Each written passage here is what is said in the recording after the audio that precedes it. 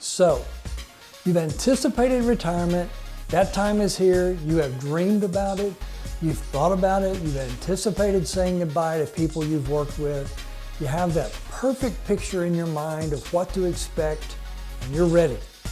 You walk out the door, you wave goodbye, and what I like to call your second act is about to begin in retirement. There's a lot of emotions as you begin this new chapter. From what I see and hear from many clients, some adjust better than others. Number one, I encourage you that before you are retired or right after that you have a purpose in retirement. You can only play so much golf, fish so much, travel, fix everything around the house 3 times, and now what? You can even experiment with that purpose. If you start something and don't like it, then pivot and do something else. Finding purpose with either a part-time job or volunteering can help you have a purpose in retirement. Activity and movement are always good things no matter what phase of life that we're in. Number 2, have a structure in retirement. I often see people get their days and nights mixed up because of a lack of structure.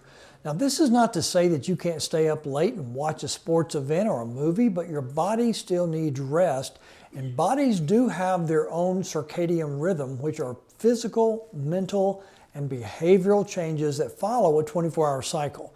These natural processes respond primarily to light and dark and affect most living things, including animals and plants.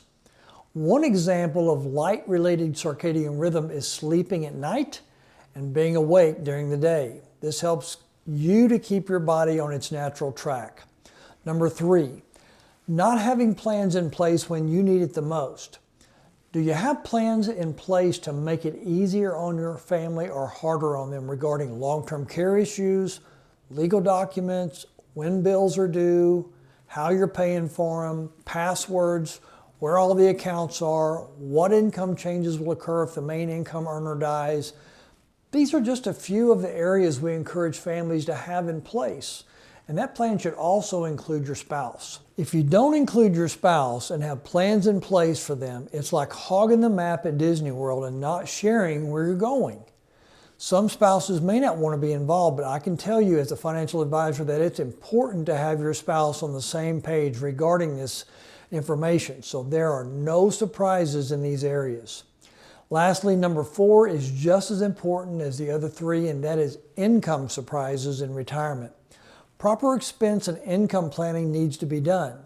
As a financial advisor and planner, I see people miss it all the time. They often don't include home or car repairs, taxes, they short the expense of food or gas or travel. And we have a very unique way to make sure nothing is missed. You say, Mark, how do I do this? Well, first, your bank account does not lie. It will tell you what is going in and what is going out. First, go to your bank account online and go to last year, look at January, and see exactly what came out of your bank account that month. It doesn't matter what you spent it on. Just write down the total amount that came out for the month of January. Write down that one number. What was the total amount of money that came out in February? Write it down.